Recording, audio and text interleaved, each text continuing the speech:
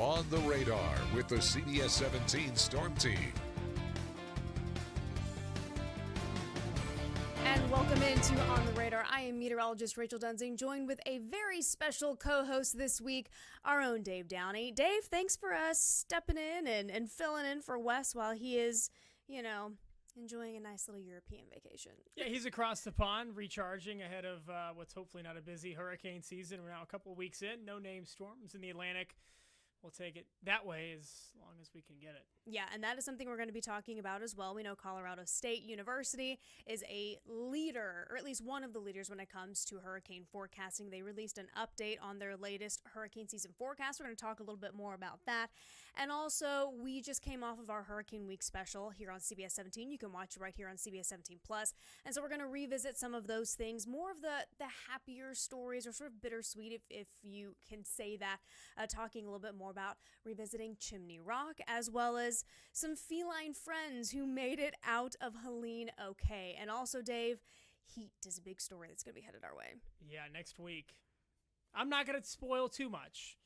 Let's take one topic at a time. One topic at a time. Of course, we'll round things out as we always do with some beautiful photos.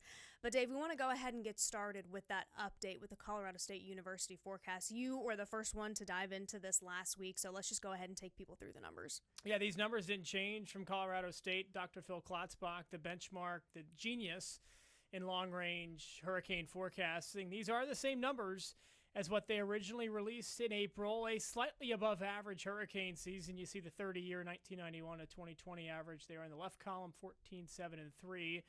Expecting a couple more hurricanes than average and maybe one more major hurricane than the long-term average. The only major change here is that these forecasts historically get more accurate the closer we get to the heart of hurricane season, which is, of course, August, September, November, or August, September, October. Can't forget about October. Right, and you mentioned that it didn't really change from its original forecast, which I feel like is kind of unusual. Last year when we were looking at the outlook from Colorado State and even NOAA, they had some really significant forecast numbers, some really significant forecast totals, and then as the season went on, those totals in the forecast still ended up being above average, but they did scale it down a little bit. So I feel like the fact that they are at least consistent with where they were with their original update back in, or their original forecast back in April, at least shows that there's at least some confidence in what they're looking at. Would you say that? Yeah, I remember last year we had Hurricane Beryl, for earliest Category 5 hurricane on record, strike Barbados the first week of July. With how the water temperatures in the Atlantic are this year, not as warm as last year. We're not going to have a storm like that, thankfully, but still, it only takes one, and we certainly found that out last year with Helene. We've had some eastern Pacific storms off the coast of Mexico and Central America, which usually that basin gets started a couple weeks quicker than the Atlantic. But we'll see. Most seasons, I think the average first-name storm is like mid to late June, so this is not a surprise. We'll just see how long things stay dormant. Yeah, and you mentioned it already, a big reason for the above average forecast, not just from CSU, but also from NOAA, has to deal with the warmer than average water temperatures. And even though we're not really seeing the effects of an El Nino or a La Nina, I think the fact that there's going to be this possibly neutral phase, but still maybe even a little bit of wind shear, is also a concern. Or not as much wind shear, I should say, is also a concern that there could be some very quick development when things finally do start to get going. So hurricane forecasting is definitely, it's an art, but it is also a science, which means every little factor can really influence things. And like you mentioned, it only takes one. I always like to remind people that Andrew in 92 happened during an El Nino year. El Nino tends to suppress tropical development, so we still had Andrew that year anyway. The last big Miami one. Yeah, I saw a tweet last week from a gentleman way smarter than us, Eric Webb. You can find him on X. These years coming out of a weak El Nino in the past have led to more East Coast threats. It's not a guarantee that we're going to see an East Coast storm this year. The last big one was Florence 7 years ago. Are we due for an East Coast storm? Kind of. Is the Gulf side of Florida due to be done for a while? Absolutely. So there's bound to be some regression to the mean. We'll just see if this year's that year. That is very interesting. But yeah, I see a lot from Eric Webb as well, and I definitely always enjoy reading what he has to say because he's been doing this for a very long time. And always great to hear from people like that. All right, so that's a little bit on the Colorado State University update to their hurricane forecast. And even though we're getting into this hurricane season, there's, here in North Carolina, we think so much about our friends in Western North Carolina recovering from Hurricane Helene. And one big area was Chimney Rock that was hit so hard, Dave. Yeah, Chimney Rock, probably one of the staples of just the devastation across local national media in the weeks that followed after late September of last year. And Laura did a really good story on Chimney Rock and how they're progressing now. Yeah, absolutely. She spoke to their mayor, and here's a little bit more with that conversation. I took this picture of one of the most iconic sites in North Carolina, a 535 million year old monolith called Chimney Rock with clearly breathtaking views. I took it before Hurricane Helene. I've been there a few times, and you likely have too. It draws 400,000 visitors each year to Western North Carolina, but not this year as it remains closed since the hurricane. Opening could be just weeks away. What I tell people is the old Chimney Rock is gone. That's Chimney Rock Mayor Peter O'Leary back in October, a month after Hurricane Helene. We would have been underwater right here during the flood. The flood was about 6 feet above Main Street. CBS 17 crews visited the village after the storm to see the damage firsthand. When you see it, it looks a lot like a giant bulldozer came through and just carved out the whole bottom of Hickory Nut Gorge. Taking everything in its path, including 30% of the town's businesses, roads, bridges, and the sewer system. Chimney Rock Village is made up entirely of small businesses. We're mom and pop type operations, and we depend on the tourists. We depend on tourism to make a living. Progress is being made, eyeing a summer reopening. We're still trying to get some of the basic infrastructure in place for the main street of the village. And once that's done, we feel like we can safely open the village, and then Chimney Rock Park will also open. It's vital that we get open as soon as possible. We've already missed 8 months. We can't afford to miss many more months. Summer and fall bring in 8,000 to 10,000 daily visitors. Every day closed is money missed. And until we get open again, until the businesses get open, until maybe some of the residents get a little more settled, I think that's going to continue. We're all looking for a little stability. That's hard when you're going through this recovery and rebuilding process because there's still so many unknowns for us. Laura Smith, CBS 17 News. Wow, good story there from Laura.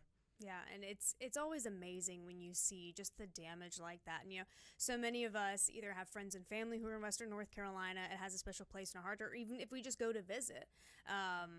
It's hard to see it like that. And Dave, if I remember correctly, you actually went in the wake of Helene to do some cleanup, right? Yeah, Mom and I went out there with Samaritan's Purse for a few days, and we saw it firsthand. And we didn't even go to like the hardest hit areas around Asheville and southwestern North Carolina. We were up almost closer to the Virginia border, and it was still equally bad up there. The scope of how far inland Helene's devastation got was just mind-boggling. And the good news is that Chimney Rock State Park is going to open later this month on the 27th. Yeah, which is great news. So again, the village of Chimney Rock, that's kind of a different story, obviously. You saw the video there with Laura when she was talking to the mayor. So the village is a different story, but Chimney Rock State Park, as Dave mentioned, reopening June 27th. Now, there are some caveats to that. You can go to their website. They do require you to make reservations, just as a kind of a way to sort of keep things, I don't want to say a little more under wraps, but a little bit more, they can ease into it. I think that's what I'm trying to say. So you do have to go make a reservation, but like Laura said, if they're not hosting visitors, are not making money, and we know the folks in Western North Carolina need all the help that they can get at this point, even if it does include some monetary things. So that is great news. And also some great news, even in the midst of all that devastation, every now and then we can get some good stories coming out of all of this, Dave. Yeah, you're going to like this one, Rachel. I love this story. Yeah, Lance worked a lot on this one, and I think we're going to have it to you after the break. We sure are. A bit of a teaser with some feline friends coming up. On the radar with the CBS 17 Storm Team. You were on our radar. No, we're on your radar here on CBS 17 on the radar. So we already talked about Chimney Rock. Hopefully we're going to get a bit of a reverse side, the positive side of the battery. Already kind of talked about the negative, but of course Chimney Rock bouncing back. Feline friends, Rachel, we know you're a big feline fan. Yes, and this very is a good much one so. from Lance. He worked hard on this one. He really did. And we know Lance has Western North Carolina holds a really special place in his heart. He's out there all the time, and he found this really interesting story, a little bit of recovery, a little bit of resilience, and yes, it is all about our feline friends. Here's Lance with that story. Communications, all county stations, particularly East End stations, be advised. All county stations, be advised, particularly East End stations. The dam on Beatree Road is going to fail. Areas being evacuated at this time. Black Mountain, Swannanoa, Old Fort, ground zero for some of Hurricane Helene's worst impacts. At the storm's peak, floodwaters swallowed homes and forced families to evacuate. In this neighborhood in particular, it flooded up to the roof line. You can see the house behind me. The family fled into the attic. They moved all their animals up into the attic with them. The water rose right up to the roof line, and thank God it stopped. Most of the family made it out of the home, but one member wasn't as lucky. When they got rescued, they were unable to grab one of their cats, who was obviously pretty freaked out. And so they had to leave, and they left the cat behind. They were not the only family forced to leave a pet behind in the aftermath of Hurricane Helene, but that's where Eric Phelps and his team from Sister Kitten Animal Rescue stepped in to help. They reached out to see if we'd come out here and try to recover their cat. They set up cameras to track cats and delivered fresh food and clean water daily to keep them healthy and alive. Eventually, their efforts paid off. Marmalade. Hi, baby. Hi, baby. Hi. Baby, I'm so happy to see you. It's so nice to meet you. We're gonna get you back to your mom and dad, honey. You hang in there. That wasn't the only rescue after Helene. Phelps tells us a Buncombe County 911 operator was working to help others during Helene's fury while her own home and 2 pets faced major floodwaters. He says when she finally returned home, she saw a sign they made it through alive. We got into the house, she saw kitty footprints everywhere, so she felt like the cats had probably survived, but we're not in the house any longer. And so we worked over there in that neighborhood to try and recover her cats, and it took like 2 months to finally catch the cats. They were so freaked out. But in the process of doing that work over there, we actually ended up catching several other neighbors' cats that didn't know if their cats had survived or not, and we got those cats reunited with those families. Sister Kitten continues their mission today regardless of the weather and in spite of holidays. Their team returns every single day to Swannanoa's flood-ravaged neighborhoods. Volunteers refill empty food bowls, supply fresh, clean water, and offer hope, one cat at a time.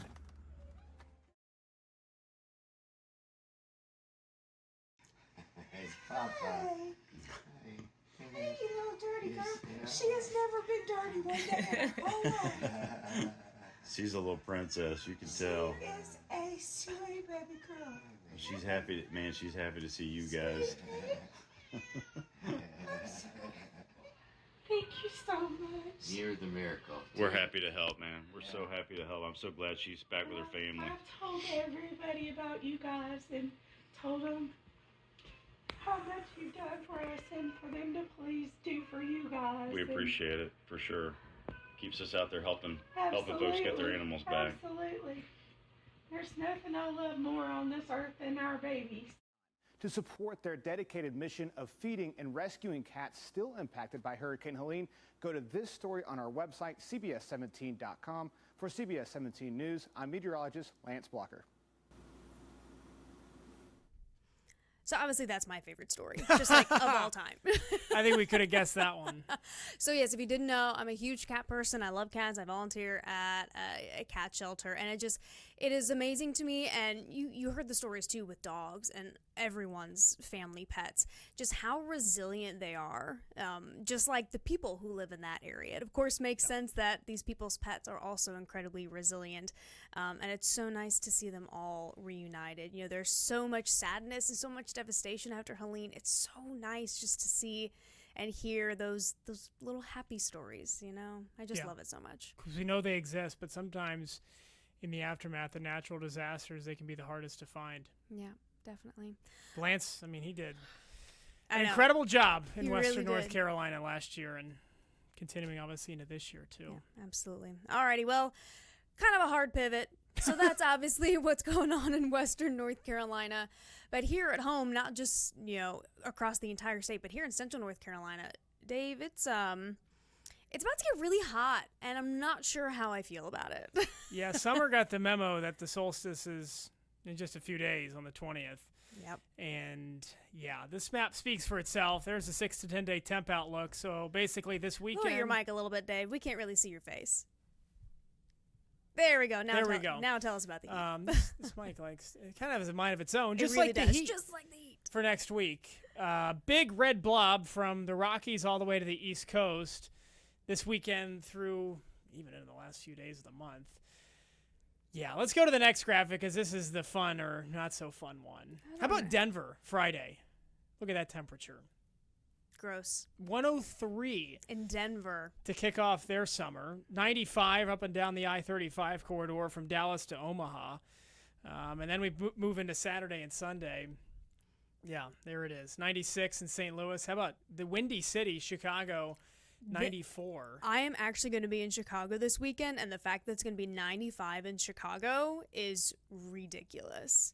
There it is, Sunday, 95. If you're flying out of O'Hare, I hope the AC is going to be working on Sunday. My goodness. But yeah, I mean, look at that here at home, too. 95 in Raleigh, 94 in D.C., and, you know, obviously Boston's kind of the outlier there where it's 81 degrees, but it's 91 in New York. I mean, it's going to be warm across such a big portion of the country. I'm smirking here because... There's no outliers for Monday and Tuesday next week. How about 97? Oh, I hate it. Thanks. Okay. Maybe you'll like Tuesday better. I'm not gonna press the button for Tuesday just yet. But yeah, 94 in the Buckeye State, 97 here. I haven't looked at the records yet for next week. I'm assuming they're around 100. That's what I would assume as well. I know we've had some really hot days in June here in Central North Carolina. But yeah, also 83 in Toronto. I feel like that's kind of significant this time of year. The Maple Leafs never play hockey in June anyways. These days, How about Tuesday? Look at this. 99 in D.C., the earlier model run had 99 in New York Tuesday. New York Central Park has not hit 100 since the good summer of 2012. Remember the heat wave of the summer of 2012? Yeah, 2012 was awful. Also, 95 in Boston. You're talking about 95 in Boston? You just called it the outlier for Sunday. That was Sunday. This is now Tuesday. So clearly we're going to be getting into a very hot stretch. Yeah. And I feel like it's appropriate to call this a heat wave. And it's not just here locally, although that's obviously what we care about because we live here in Central North Carolina. But look at all of these people. Look at all of these major population areas that are going to be dealing with extreme heat well into next week. And obviously it's June. We hear it all the time. June is supposed to be hot. Yes, but not to this extent. And this is something, unfortunately, that we're clearly going to be dealing with for a number of days, getting into that as well. Yeah, gosh, nearly 100 in the nation's capital. Yeah. So you and I, you know, we kind of know what's causing this, but I believe we also have some explainers of why we're even going to be dealing with this extreme heat. Yeah, I always think it's like, so I got Wednesday on here, there we go, too. Wednesday. There is some improvement by the back half of 95 here. Whoa, improvement. Such a great improvement. It gets a little bit better. Let's show you why. It's always ironic to me that high pressure is blue. Right, when it's not blue at all. Like low pressure is red because like bad weather, like a red light, stop. Yeah. But like blue usually means cold. In the winter, sure, Arctic high overhead is cold. But this time of the year, I needed to put a hot high. Big ridge over the south. You see that, you know, It's a ridge. I'm not sure. I mean, Ridge is just a big area of high pressure in the mid levels of the atmosphere, and it creates this. Sometimes people call it like a big dome of heat. That's what this is. It's so obvious there on that map, sort of centered around the middle part of the country on Saturday, and the jet stream's way up north, which it usually gets this time of the year. Right. The subtropical jet gets way up there. But here we go. How about Sunday into Monday? Oh my gosh. Watch this big ridge get even stronger, dominating the eastern seaboard. So it's not like this week when we had spotty storm chances a lot of these days with the heat, the humidity. This high is going to prevent anything from forming like that. And it strengthens even more as it gets across the East Coast. I saw a couple accounts on Twitter saying this could be one of the strongest areas of high pressure, strongest upper level highs, at least in the month, if not on record. Well, This is a week out from when we're taping this. So is it going to be a record strength high? Probably not, but still an upper echelon high for sure. So it reaches peak intensity Monday, and then finally by Tuesday, Wednesday, it moves offshore. And we'll be in the low 90s as opposed to the upper 90s here in Raleigh. Yeah, and also, you mentioned it before, when you have that high pressure in place, it is so hard for any rain, any thunderstorms to develop. It's not impossible, especially this time of year, especially for us, where it's so hot and humid. We can get these daily afternoon thunderstorms, but it can be very challenging when you have a high pressure like this in place for you to get any sort of rain, any sort of relief from the heat in the form of rain or even cloud cover in a lot of cases. So this is definitely concerning and something we're going to be watching very closely over the next few days, and unfortunately even into next week. So one thing that's brutal about it, because we're inland, if I can just add this, is you've lived on the Florida coast. There's always a sea breeze when you live along a coast. Yeah. We're far enough inland, we don't get a sea breeze. We don't get something to cool us down when it's super hot and humid. Yeah, not really, unfortunately. So we're definitely going to be sweating. Check on your friends, check on your family, especially the ones who maybe don't have great air conditioning. Maybe they don't have AC at all, or maybe they're on a budget and they can't really afford to run that AC very often. We're probably going to be hearing a lot about cooling centers opening later on this week and into next week as well. So again, that was a little bit of bad with the heat coming, but let's focus on the good. Sometimes we focus on the super sunsets. Again, Wes is out of the country, so we're going to do some viewer photos kind of in my way. And again, we're going to go right back out to Western North Carolina just because they, in midst of all the devastation, they're seeing some really beautiful views. Let's go ahead and show these to you again. These are courtesy of the Grandfather Mountain Stewardship Foundation. And my goodness, I mean, that is just a lovely view. And if that doesn't sort of cool you down a little bit, I don't know what will. And it's just, spring is a great time to see. I believe these are the chrysanthemums. No. Sure. I forget. Oh my gosh. Everyone in Western North Carolina is going to be so mad at me if they see this. It's not chrysanthemums, but it's a flower that is well-known. Rhododendrons. Haha, I knew I'd get there eventually. Very well-known flower across the mountains. We have some beautiful views there. Wow. All right, Dave, I'm going to quiz you a little bit on this one. So obviously, just a stunning view in general. But do you know what they call this road, Dave? I know it's the drive up to Grandfather Mountain. It is. She's putting me on the spot here. Tom Hanks is a bit of a tease. Tom Hanks. That might have put my head further into a tailspin. They call this the Forrest Gump curve. Okay. Because when Forrest Gump, in that great movie, when he's running across the country, he actually runs along this curve. If you go back and watch that movie, you can see Tom Hanks as Forrest Gump running up through Grandfather Mountain, and all the people are following behind him. So if you ever see this view, especially this sort of take on it, a lot of people call it Forrest Gump curve. So there's your little fun fact. Learn something new every day. I know. You weren't even alive when that movie was made anyway. Wow. Rachel's rumblings have taken a turn for the worse here. Look at this guy. I know. He's got the right idea today. Just kind of chilling, although I'm not sure how comfortable that rock is. But he's just straight up chilling, just having a great time. And what's the sleep number of that rock, do you think? I don't know. good enough for him, I guess. I guess so. And I believe this last photo here is my favorite. It is. Wow. Believe this otter's name is Uno, as an Uno reverse card. And it's just an absolutely stunning view. So thank you to Grandfather Mountain Stewardship Foundation to sending us these wonderful photos. And again, they always love to remind people that they are bouncing back, that they want people to come visit, take beautiful photos, take in just the stunning views that Western North Carolina has to offer.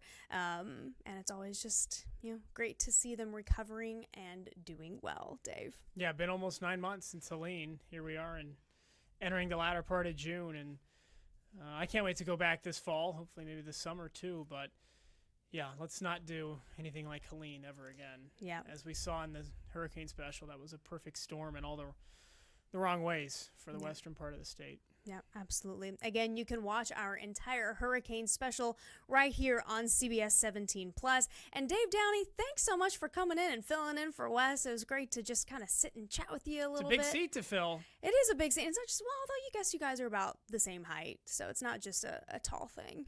So you're right. Well, yeah. He's having a lot of Italian pizza, I'm sure, right now, too. So oh, yeah. I'm kind of jealous of that. For sure, and I'm sure he's going to have a wide variety of super sunsets that are just the ones that he took on his vacation. So we are not jealous at all. But hey, he gets to come back just in time to sweat all of that pasta out with the extreme heat. I did tell him this morning, you might want to stay in Europe another week. Yeah, although apparently it wasn't all that cool in Europe either.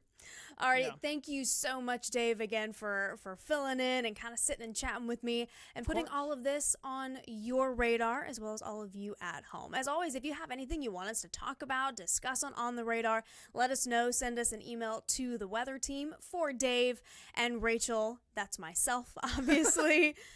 I know that this is going to air later in the week, but it's Monday when we're filming this, and I'm still kind of waking up, if we're being honest. But either way, thank you so much for joining us, and we hope that you have enjoyed a little glimpse of what's on our radar. Have a great day.